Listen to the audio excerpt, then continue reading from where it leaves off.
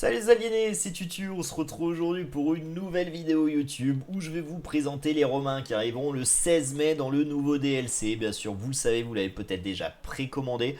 On avait déjà fait une vidéo pour annoncer un petit peu ce qui allait arriver.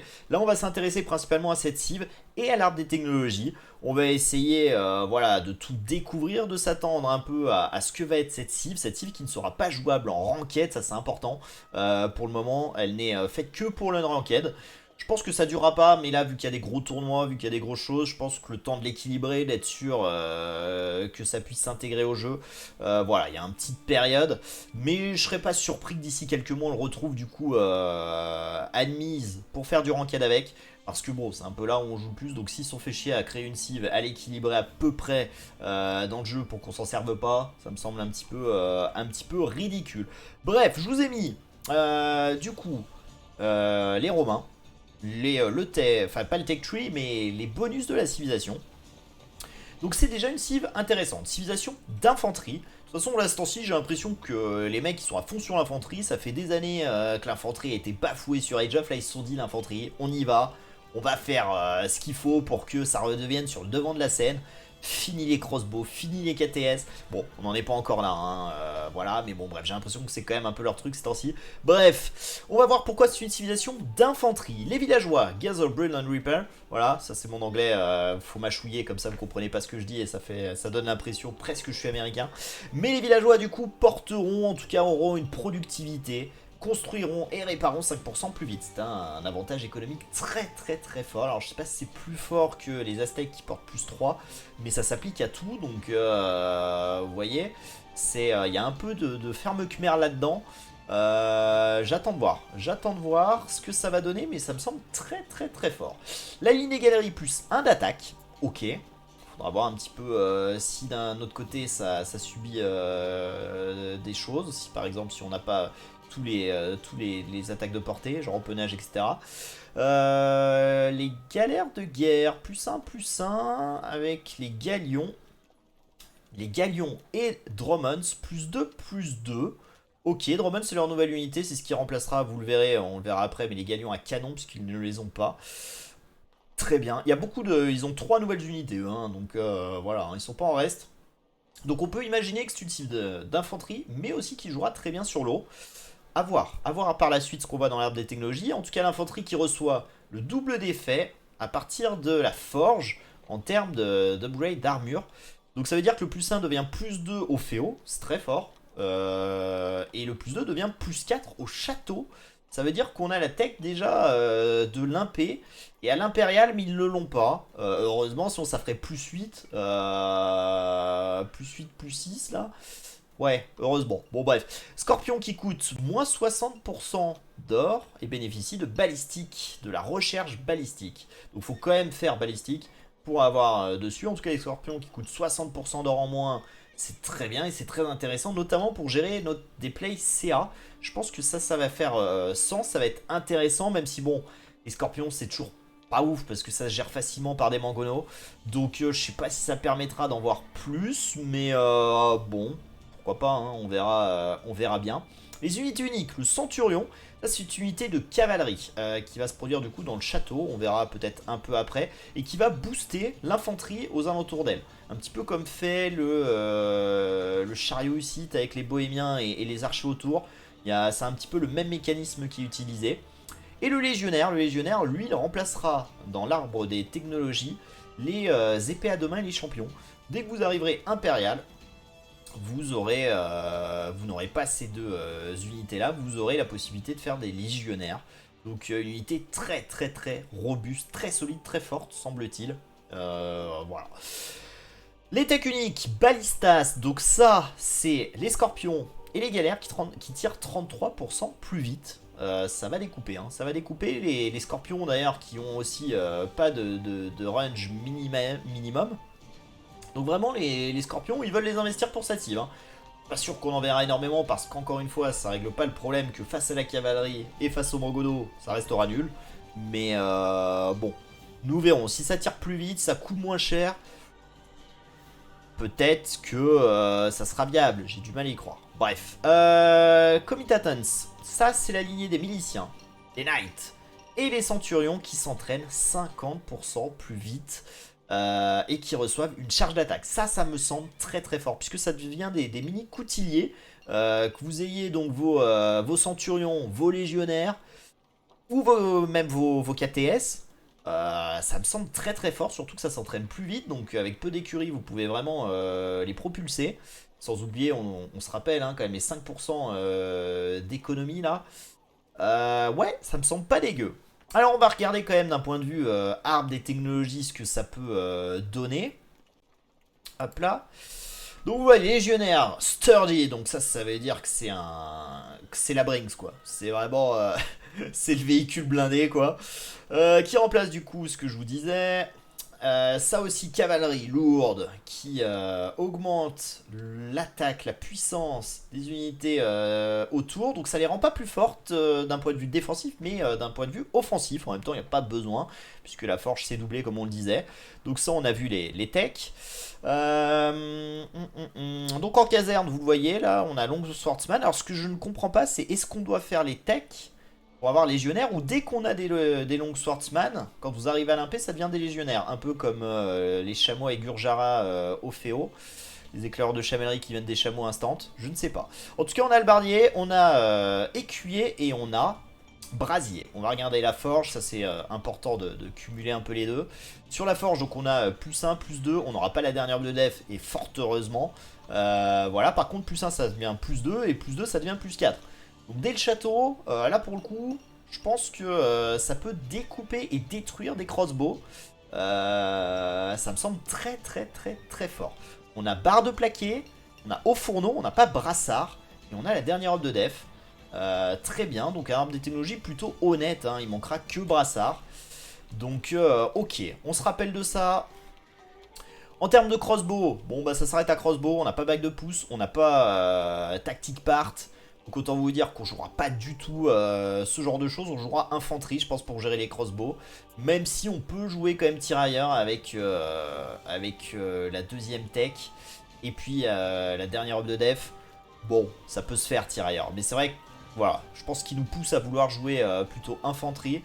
Donc ok, infanterie avec peut-être en soutien derrière des scorpions, du coup ça semble être un peu l'idée de la cible, ou alors cavalerie avec des scorpions derrière, puisque cavalerie on le voit, hein, il y a quand même de belles choses. Hein. On a élevage, on a bloodlines, ligne de sang, on a quand même Lycav, on n'a pas hussard, on n'a pas paladin, mais bon, on a cavalier. Hein. Cavalier, si vous avez une charge et que vous les produisez plus rapidement, ça me semble très très très solide, donc ouais, la scie fait très très peur quand même. Hein.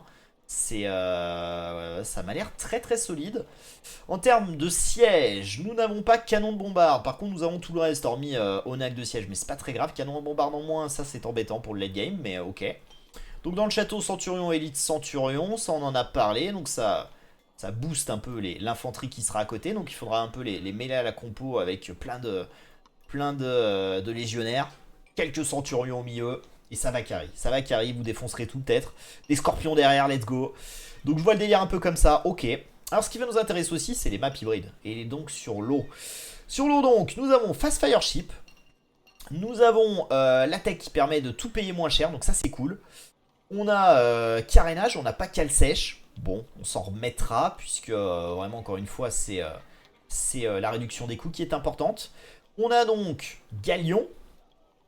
Mais on se rappelle qu'on n'a pas du coup brassard. Donc les galions sans brassard, mais qui peuvent tirer plus rapidement, qui ont déjà plus 1 d'attaque, qui ont plus 2. Ça me semble quand même plutôt solide. J'ai hâte de voir un peu ce que ça peut donner. Ouais, je sais pas ce que ça peut donner, parce que ça a l'air très très fort. Même si on n'a pas brassard, je pense que va falloir une bonne micro pour gérer ça en face. Bon. D'autant plus qu'on a Drummond. Drummond, ça remplace les galions à canon. Donc c'est un peu pareil. Mais ça a encore plus de portée, je crois. Et ça a des sacrés bonus. Donc bon, je sais pas si ça peut changer grand chose par rapport à des galions à canon. Je sais pas, on va cliquer dessus, voir ce qu'ils nous disent un peu là. Anti-building siege warship. Donc bon, un navire, vous voyez, avec un mangono dessus, voilà. Et donc avec une attaque de zone. Ok, mais qui ne peuvent pas attaquer proche. Très bien. Donc à l'impérial uniquement. Et ils sont très proches des canons, des galions à canon. Ok, bon bah je sais pas si ça avait vraiment un intérêt de faire ça, mais très bien. Très très bien. En tout cas, ça coûte un peu moins cher semble-t-il que les galions à canon. Et on n'a pas besoin de faire chimie. Ah, ça c'est quand même pas anodin par contre. 50 secondes de production contre 46, on a un petit peu plus de points de vie, on a plus d'armure, mais bon, avec tous les bonus et tout, je sais plus combien ça fait. La range, elle est un peu moins grande que les galions à canon, ok. Bon, très bien. Mais bon, ça permet quand même de prendre les châteaux et les tours de bombarde, donc c'est bien. Attaque contre les bâtiments, bah c'est moins fort que les galions à canon. C'est plus fort contre le siège par contre. Donc en gros... Oh pas trop. C'est en fait une unité qui vous permet de mieux gérer les galions à canon, mais vous avez moins de portée, c'est ça? J'ai pas tout saisi. Bon. Bon après ça attaque plus vite hein, avec l'attaque du château. Très bien. Et par contre ça a une attaque de zone. Et ça pour le coup ça change la donne quand même. Hein. Blast Radius 0,8. Ouais. Ok, je comprends mieux. Ouais, ça peut détruire des unités peut-être stack. Hein. Attention. Hein. On verra.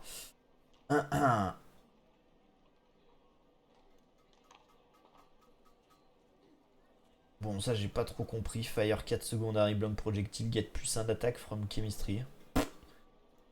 Bon, ok. La vitesse 1.2, ça se déplace à peine plus vite qu'un galion à canon. Bon, très bien. Très très bien. Ok, bon, on a chimie qui s'applique à eux. On a engin de siège par contre. Très bien. On va retourner d'ailleurs là-dessus. On va aller voir peut-être un peu l'université maintenant qu'on a fait l'eau. Mais ça me semble quand même très très solide. Hein. Bref, les moines, qu'est-ce qu'on a? On a rédemption. On a rédemption, en même temps c'est plutôt logique, c'est pas une cive archère, donc en général les cives qui ne sont pas archères ont souvent rédemption. Illumination, on n'a pas théocratie, on n'a pas les bonus de points de vie sur les moines. Bon, ça me semble quand même à peu près ok, mais attention, hein, parce que les shots de Mangono, faudra quand même s'en méfier si on veut tenter de les convertir. Pas de théocratie aussi, c'est embêtant, mais on a quand même tout ce qui est de l'ordre de l'imprimerie, illumination. Donc ça c'est cool, ça permet de gérer les canons en bombarde. On n'en a pas non plus. Avec les moines. On a des donjons, on n'a pas des tours de bombarde. On a des murs, on a des stone walls. Des fortified walls même. La forge, on a vu. L'université, donc pas de canon à bombarde, on l'a dit. On n'a pas archière, je sais plus comment on dit. Le truc là pour les tours, bref. On n'a pas grue à poulie, ok. Par contre, on a expert de siège. Bien sûr qu'on a chimie, on a balistique qui profite du coup au scorpion. Donc, ok. Très bien. Et puis après, en termes de tech éco, donc déjà, on a tout dans le TC, c'est plutôt logique. On n'a pas la dernière up de pierre, on s'en remettra. On n'a pas la dernière up du bois, c'est plus embêtant. On a la dernière up des fermes. Ok, on a guild, on a toutes les techs du marché. Très bien. Très très très bien. Et bah écoutez, bah ok, hein, on en sait quand même un petit peu plus sur ces délires là. Alors on va regarder quand même juste le prix des légionnaires quand même, je pense que c'est intéressant de voir ça. Du coup, générique champion. Ah, donc, voilà, il faut quand même payer légionnaires, hein, les frérots. 800 de bouffe, 400 d'or. Hein. Ça coûte 60 de bouffe et 20 d'or, c'est quand même un peu plus cher quand même que les champions. Mais voilà, ça s'entraîne beaucoup plus rapidement. Ça a plus de points de vie en attaque. Bon, attaque bonus, c'est à peu près similaire. Et si par contre, il y a plus d'armure. Donc ça sera plus solide normalement. Et puis effectivement, après on peut avoir la charge. Très bien. Bon, ça me semblait être une belle unité, mais faut pouvoir la sortir quand même. Hein. 800 de bouffe, 400 d'or. Bon, en vrai, quand tu prends en compte épée à deux mains et champion, c'est bien moins cher. Hein. C'est bien moins cher. Vous avez une unité qui est très tanky, qui coûte un peu plus cher, mais qu'on peut en plus perfectionner sur le castle avec la tech. Très intéressant ça. Ok. Et donc pour le centurion, lui... Le centurion, lui, combien il coûte celui-ci, ce champion? Est-ce qu'on a les stats? Oh non, ils ont pas mis les stats ici? Oh, c'est terrible ça. Bon, on n'a pas les stats, j'ai l'impression. Si, quand même. 120 points de vie, 155 en élite. 13 de mêlée d'attaque, 15 en élite. On a... alors ça, je comprends jamais ce que ça veut dire, Rat Fire, mais... mais armure de 3, pièce armure 3. Bon, ça a l'air très très très intéressant quand même. Hein. Ça a l'air très violent cette unité. Pour le passer en élite, c'est 1100 de bouffe et 900 d'or. Ok. Ok, ok, ok. Bon, bah écoutez. Ça me semble être une cible quand même, on va pas se mentir, ça me semble être une cible très très solide, hein, très forte. Donc hâte de découvrir ça, ça sort le 16 mai. On pourra tous le jouer, mais pas en ranked encore une fois. On pourra tester alors qu'il fait nuit, hein. J'ai commencé la vidéo pourtant il n'y a pas longtemps, mais là la nuit est tombée en l'espace de 15 minutes, c'est terrible. On se met un peu de lumière. Bref, du coup, hâte de voir ça le 16 mai, tester. Mais du coup, encore une fois, on testera ça en lobby. Parce que pour le moment, pas de ranked. Et je pense que c'est tellement fort qu'ils ont bien fait de faire ça. Et que ça devrait bouger. Parce que là, j'ai peur que ça découpe tout. Entre le bonus écho, les unités. Ouais, je pense qu'au château, quand vous avez votre deuxième up de la forge sur l'infanterie, ça fait très mal. Surtout avec le timing, vous arrivez en plus avec l'impé, vous cliquez direct légionnaire. Et là, vous avez déjà votre plus 4 de def. Vous bourrez, vous avez la tech du château à faire. Ouais, je pense que c'est une cible qui va être très très très violente. Donc hâte de découvrir ça, surtout que sur l'eau, ça a l'air très original et très sympathique. Ça a l'air vraiment très très fort comme cible italienne encore. Donc voilà.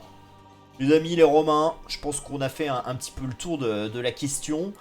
On a hâte de découvrir ça d'ici quoi, une petite semaine à peu près, hein. Ça devrait arriver, donc bon, très bien, hein, les Romains. On les attend.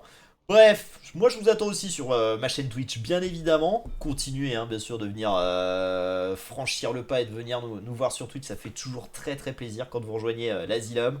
Même si, bien évidemment, c'est moins pratique que YouTube où vous avez des vidéos avec des sujets qui vous intéressent en particulier parfois. Donc, bon, bref. En parlant de ça, j'espère que cette vidéo, elle vous aura intéressé, que vous en aurez appris plus. On découvrira et on mettra en application le 16 mai. En attendant, il me reste de vous souhaiter le meilleur.